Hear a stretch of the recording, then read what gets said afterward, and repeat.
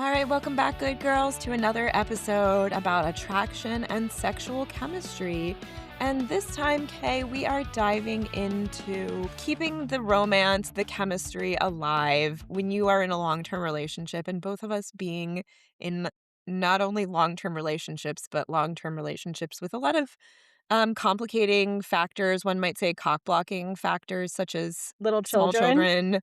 children, stressful job stuff. A lot of what we are going to be drawing from, because my queen, Emily Nagoski, has another book. This is her later book called Come Together, The Science and Art of Creating Lasting Sexual Connections. I felt like since Emily Nagoski has a book on the topic, all other stuff is bunk. She either You drew it know it's into her gonna be the research if it was best. relevant, or she didn't include it if it sucked. So I let her do all my research for me and had an excellent time. Learned so much. I actually feel like there's a whole part of this book that we're not going to have time to get into that I might do as a separate episode. So no spoilers, but it's good. Wonderful. Thank Okay. you, Emily. So she talks a lot about a garden metaphor in Come As You Are. And she kind of continues that several places in this book of you have this plot of land and then you have certain factors that might influence it, but you also have all these weeds that are thrown into it that are societal expectations and shame around sexuality. And so then a lot of us go through kind of the process of deciding what to cultivate, of having to pull out things that we didn't want there as we come into our, full selves. And in this book, she also has a few places where she uses a metaphor about seasons. And as somebody who has been in a very long term relationship, I feel like that is a super helpful metaphor in general for anything related to stuff that lasts a long time. So she particularly uses it around sex. Can you think of a time, Kay, when your life was in a sexual winter season? Well, the obvious one is the first 6 to 9 months after having a kid, right? Yes. I was afraid you were gonna say 6 to 9 weeks for a second, and I was like, "You do just have a." Oh, no.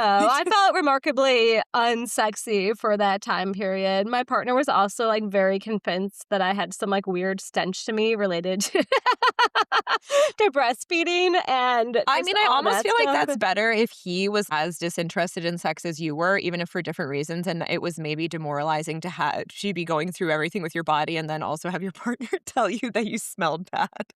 The pee in the 3 months prior, he was like, "The entire bathroom just smells like you're about to have a baby," which, like, I don't know if that's Oh, scientifically interesting.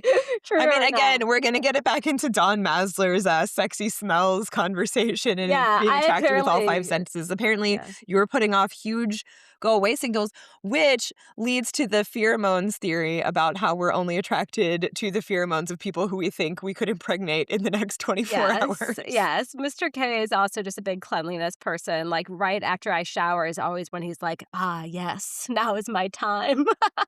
So, yeah. See, I feel like I had a different experience. I mean, even after the first few months, then I feel like you just get into a period where being touched out and just like having all these like constant onslaught of demands from small children takes over even after you're out of the like postpartum various pile of shit that's happening to you. My issue that I had is that I don't think that my partner's interest had declined at all. So then we had like a Well, you total didn't have the mismatch smell then. issue. You just need to have the I smell don't think issue he now. has Mr. K's, raptor-like sense of smell, and I don't so yeah. then, yeah, we were, like, running into that even more. But I liked in her metaphor that it is natural to have these different types of seasons, and she talked about it as, "Oh, and then you have, like, your winter season where you're maybe just, like, browsing your seed catalog and, like, relaxing from all your hard work from the other seasons and, like, maybe thinking about some of your other hobbies." And so she sets it up in this way that is if you have and, like, you will have these different seasons, and some of them are gonna be hotter and some of them are gonna be colder, that it's all part of the process and that that is part of, like, letting things lay fallow a little bit and having some variety and room for new things to grow. Um, so a big piece around this book is the false is basically Emily agrees with us that a lot of the stories that are out there about attraction and long-term attraction are total garbage. So we are presented with this cultural myth about what attraction looks like. And this is where I feel like, hey, this is like all the books. There's this initial passion, spark, like chemistry. You can't keep your hands off for each other, your eyes off of each other. You got to meet cute. And then over the years, like it kind of starts to fizzle out as you settle down and you're just moving on this trajectory to like by age 50, all your sexy hormones have floated away in the breeze and you're just like two asexual old people holding hands at sunset. Never. Yeah. Yes. And there's like obviously so much conversation and research in more recent years that we are disproving this. And this is something that has existed for a lot of time. It's just that it there was less room for narratives that deviated from the cultural norm before that. But obviously I did learn from The Ethical Slut, which was written by a slutty grandma. I don't know if she's a grandma, but she's grandma aged. That Grandma there's vibes. yeah, grandma vibes that you can be a slut as long as your libido is gonna keep that up for you. Of course, we go to peer reviewed research to find out what is the basis of a great long term sexual relationship. Thoughts? So I feel like Esther Perel Hmm. kinda changed my Another sexy ideas older lady here. who's still Yes. who's still getting it. She's definitely still getting it. Where it's not really about like frequency or number of orgasms. It's more Hmm. about how are you still feeling that sensual playfulness and willingness to explore and just have fun in bed in a way that is sexually satisfying? I don't know. I feel like Emily and Esther would totally agree on this one. Also, not necessarily adventure, different positions, like always, exploring a different kink and things like that, or like monogamy, non monogamy. That Whatever is that looks like for you. I right, didn't that is mean all to a be matter of like, personal yeah. preference. So it's not to say that any of those things are also bad, but everybody's gonna come down to a different place on what they need in terms of, like, how much novelty, if they're gonna be happy being with one person for their entire life or, not that long. But there's nothing consistent other than, that it is about something that is more than that.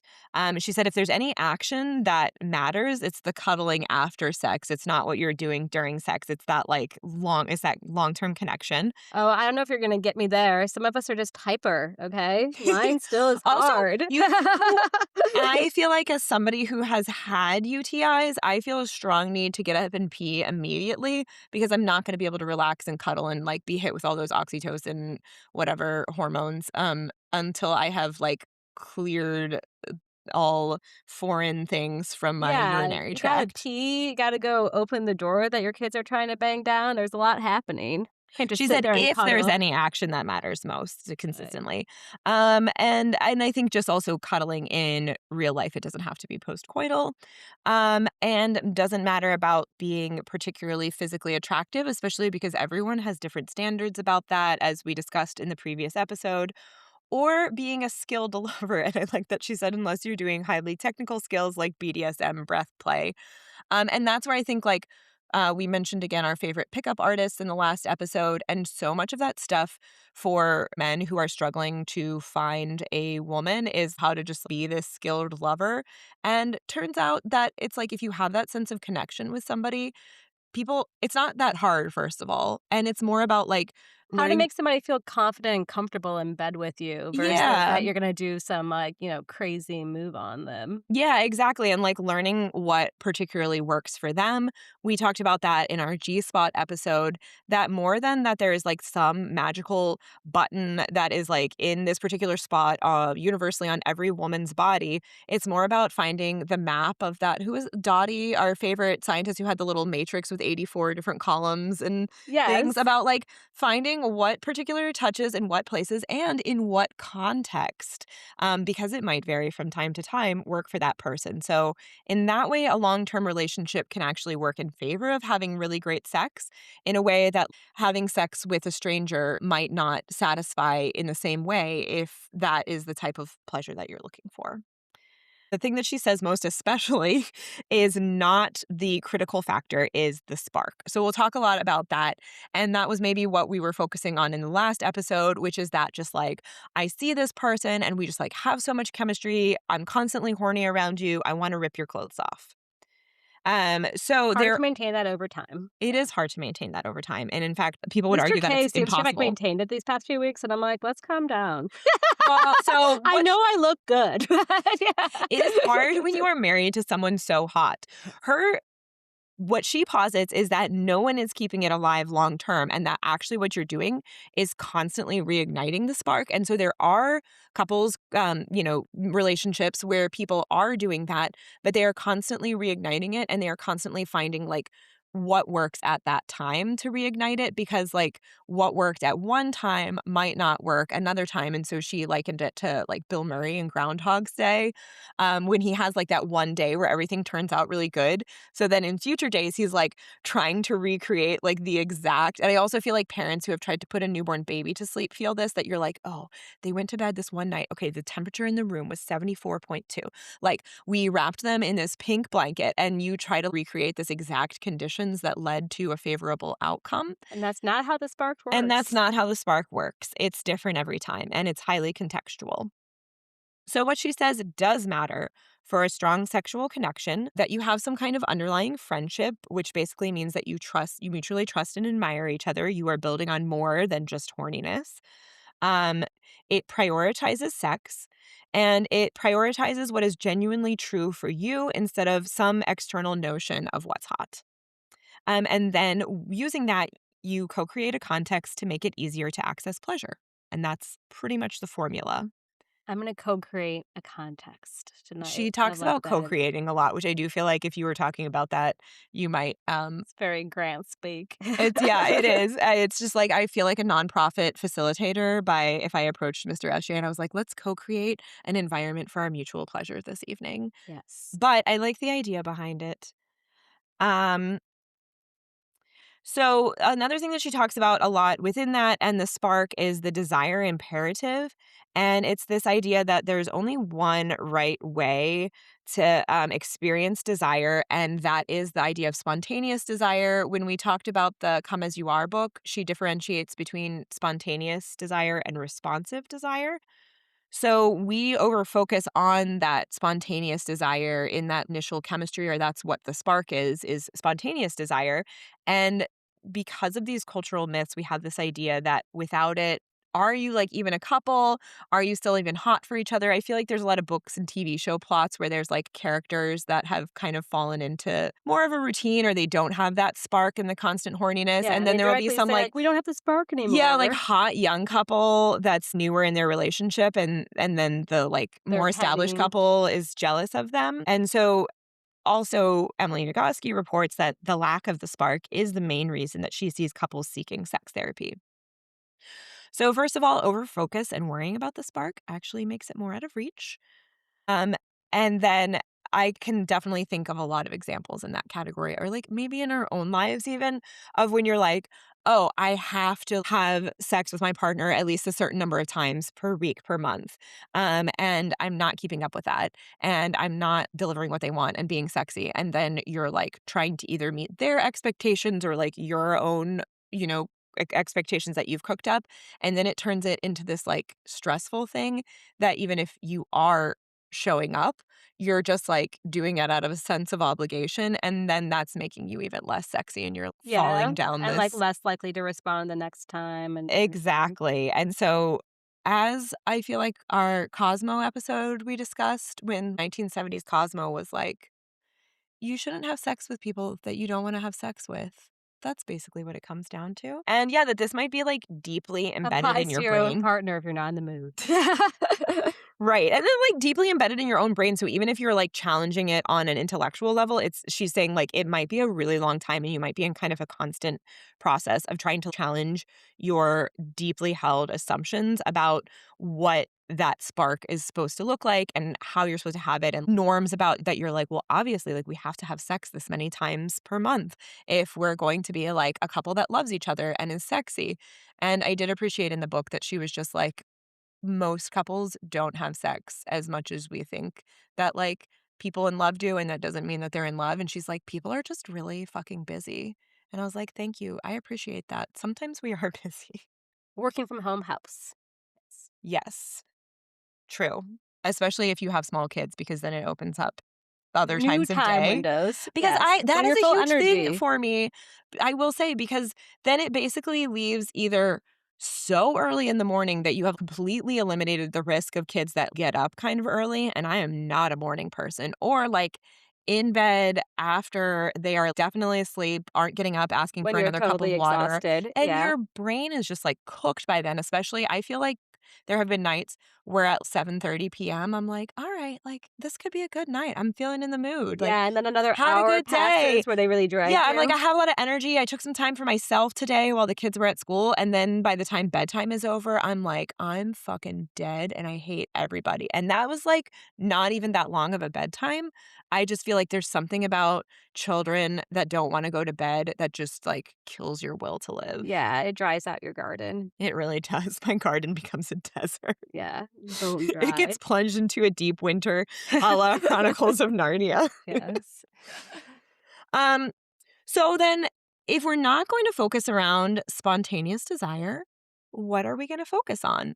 And this is where she says that, like, pleasure is the main focus. Pleasure is a measure. Come Pleasure is on, the let's stick measure. with the rhyme. That's what she says. And this kind of gets back to my issues with evolutionary biology being about reproduction when we have obviously so many examples in the world of animals fucking each other just because they really like fucking, or just, like rubbing their genitals and other non reproductive kind of sexual acts on each other. We just like pleasure. And apparently that's been confirmed.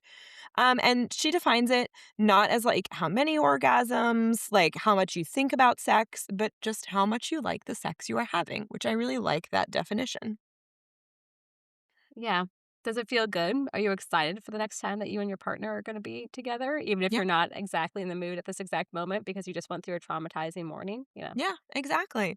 That it is something that can like take you out of it again. That you can that you can cultivate that responsive kind of desire, especially for I think women are more commonly like not people who have a ton of spontaneous desire who are just like sitting there. You might be the exception, Kay, but who are just sitting there being like, I'm really horny. Like I need to just go like be with my Kindle for a while. But for people who have more responsive desire, that basically you are able to create situations where you can cultivate that desire and enjoy that. One thing that she suggests in this case, especially for busy adults who have been in a long term relationship, is the need to have scheduled sex. You plan ahead, prepare, get yourself ready, get a babysitter in a lot of our cases, and then like mentally decide that you're going to show up. Yeah, I'm just, like, laughing about that idea because that would just never work in my house because if I had a babysitter, what are my partner and I just supposed to be, like, upstairs? I don't know. Are we supposed to rent, like, a Motel 6 for a few Yeah, hours? I'm not exactly sure if it means or if it's just that the babysitter does the kids' bedtime so that you don't have that boner killer of doing bedtime because, I have known some people who are like, we go out, we have dinner plans, and they're like, "Oh, well, it looks like we're done with dinner, and if I leave now, I'll be able to catch the kids before bedtime and kiss them goodnight." And then I feel like the vast majority of other No, no, parents are like, no. "I am That's not how staying you do out it. Yeah. until, like, I am absolutely certain that there's no threat of my children resurfacing because No, like, like, 5 to 9 is a sweet spot. You don't have to be any part of dinner I or don't wanna do bedtime. dinner, I don't wanna do bath, I don't wanna do bedtime, like, I just wanna cruise in, and I also don't wanna pay $30 an hour for an extensive period of the babysitter just sitting there watching TV just so that I can stay up late and miss my bedtime and be cranky, so, like, yeah, I do like to be home for the Yeah. babysitter by, like, Starting 9. your night early, way to Yeah, you go. can have your planned sex, you get home by 9, you can, have your planned sex, still have time for a quick shower, and then bed, or shower and then sex if you're with Mr. K and you need to make sure that Yes, it needs to be fresh. your smell is Fresh. on point. Yeah, and does not like the smell of, like, "Oh, you can tell you've been walking around a lot lately." Like, what I can't with you. Mhm. I won't get into it, even though I have already gone into it. Mm. Um, Another thing about pleasure that we kind of mentioned already, but is the importance of context. So it isn't just about like again finding that magical G spot. It's like she says the right place, the right way, by the right person at the right time, in the right external circumstances and right internal state. If your partner in the peak of your spark just randomly, like, pokes your clitoris in the middle of the day, you're probably gonna be like, "Don't do that." Yeah, Yeah, exactly. use No, the I warm-up. totally feel like pretty much any touch. I can't really think of any touch that I would enjoy in any context, right? Like Yeah, there needs to be some slowing into it. Mhm. Yep, exactly. She gives tickling as an example, although I can't think of any I can think of Please things don't like tickle tickling me. that I would never enjoy in any context, in any situation ever. But, if you enjoy tickling, I am sure that the context really matters. Hmm.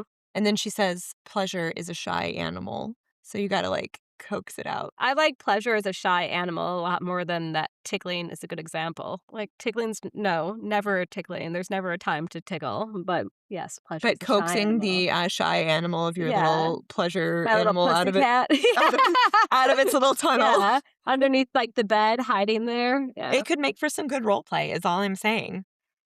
I don't mind it. When people ask, like, "What is the cure for low desire?" She's like, "It's actually pretty simple. It's pleasure." And she'll even say that her hot take is that there's no sexual desire problem and that the self-help books are all like kind of bunk. So it's just that you put pleasure at the center of your definition of sexual well-being, and then you just stop thinking about desire. Like you stop worrying about it. You just start thinking about what's pleasurable, which is obviously easier said than done. She asks you these questions of like, if you're worried about your partner's low desire, ask them about pleasure. If you're worried about your own low desire, talk to your partner about pleasure. Desire can be a fun bonus extra. It's as important as simultaneous orgasms, which is to say, a neat party trick, but not remotely necessary for satisfying long term sex life. And there's like a whole part where she talks about desire is wanting and pleasure is enjoying something and like relishing what you have. And so desire can be good, but desire isn't inherently good or bad because desire can also be wanting things that you can't have, wanting things that you shouldn't have. So rather than focusing on that, pleasure is actually enjoying something that you do have. I like that. I like the idea of focusing on pleasure and making that the initial thing. I do think that feeling desired is a good feeling, and sometimes when I remember how good it makes me feel, I try to make sure that Mr. K also feels like he is desired because there's just Yes. something nice about the whole feeling. It's like, "Oh, still wants me, even as I become old and raggedy." I don't know. Worn around the edges. Yes. He still wants to sit with you side by side in two bathtubs holding hands like a Cialis commercial. Yes, exactly. She has her touch points that you come back to a lot is generally curiosity, which obviously like a lot of therapy context is like approaching things with open-mindedness and curiosity. But a lot of times I like that her question is like, what is it that you actually are wanting when you say you want to have sex more? And that's what she keeps coming back to. So it's like if your partner is like, oh, but I want to have sex more, then she's like, all right, so go back and figure out what it is that you really want. So if it's just that you want to have orgasms more, her point is like, you can have more orgasms. Like, you don't have to involve somebody else in having more orgasms if that's truly what you want. But like you said, it's probably not what you want. It is probably more wrapped up in like wanting to be desired. You can also ask your partner what it is that they don't want when they're not wanting to have more sex with you. Like, why, what is it, the aspect of it that they don't want? Then she gives a couple other kind of things to think about. You don't actually need sex. It's not a biological need. Not having it doesn't hurt you. And another piece of advice that she gives is to recall what you find admirable about your partner, to recalibrate your frustration back towards the person that you chose to partner with. If you're like frustrated about them like not having sex in the way that you want, when you want, as often as you want. Huh. It's it's a little harder for me to relate to that part, but I'll try. About the part about recalibrating by thinking nice things about the person.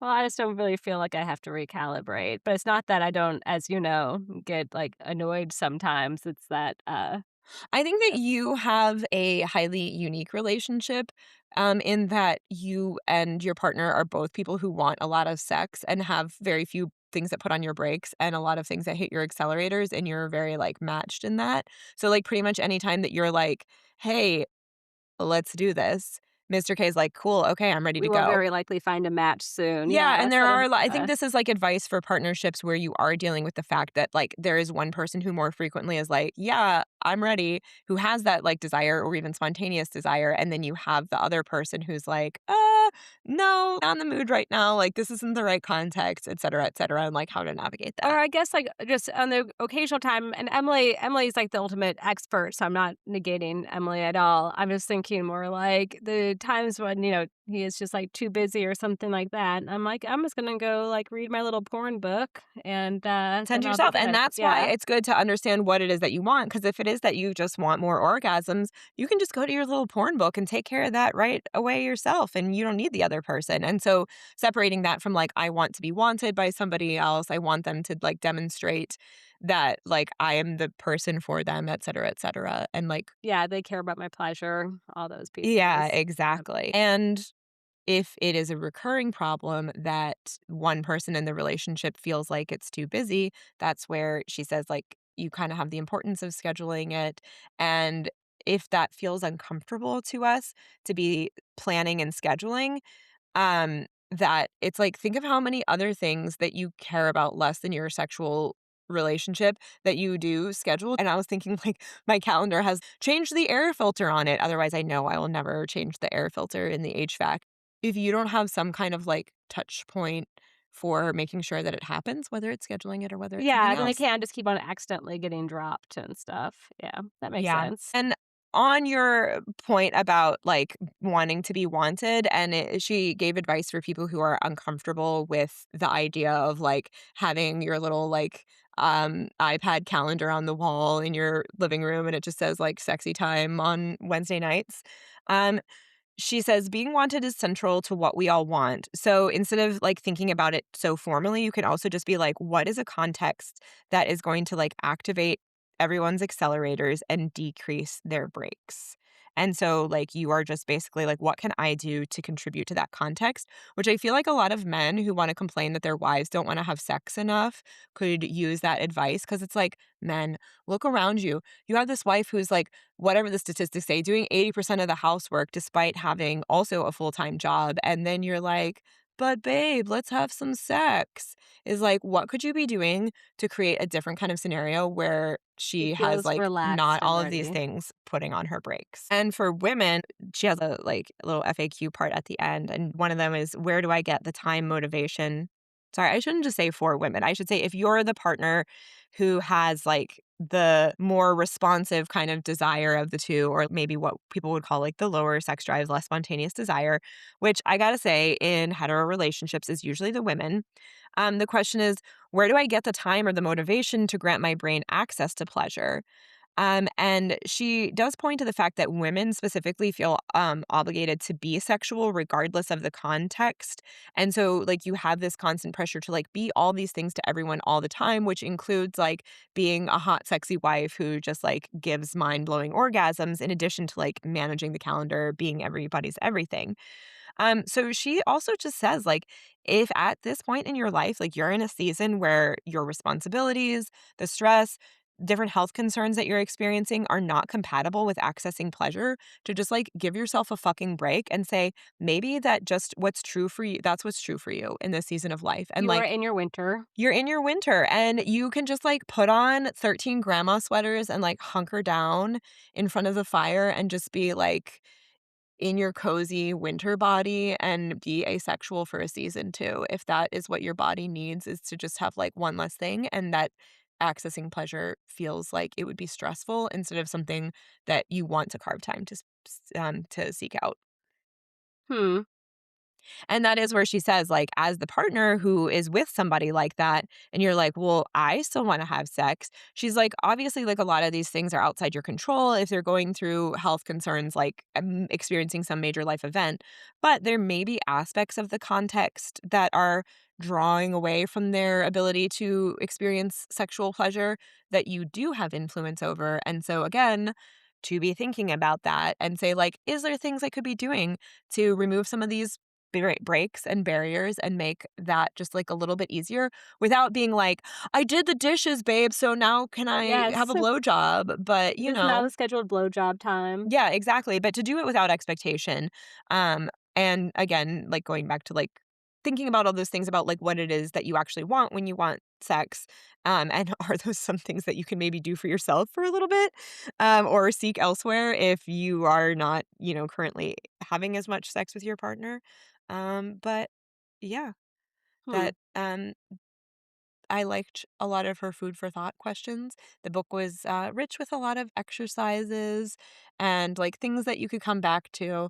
So I feel like this is definitely a book that I would recommend to a lot of my social circle, which is women in longer term relationships, I would recommend this to men too, because I feel like she has a lot to say to them about kind of like questioning some of your preconceived notions about what your expectations should be for a relationship in the longer term. Yeah, I like the idea of focusing on pleasure over desire, even though I didn't say I think being desired feels nice for both you and your partner. Mhm. But it's almost like you can't have the egg without the chicken or the chicken without the egg. Like Mhm. you need to kind of be focused on the pleasure yourself and theirs, and then naturally you're gonna want to experience that again. It's a Yeah. good thing.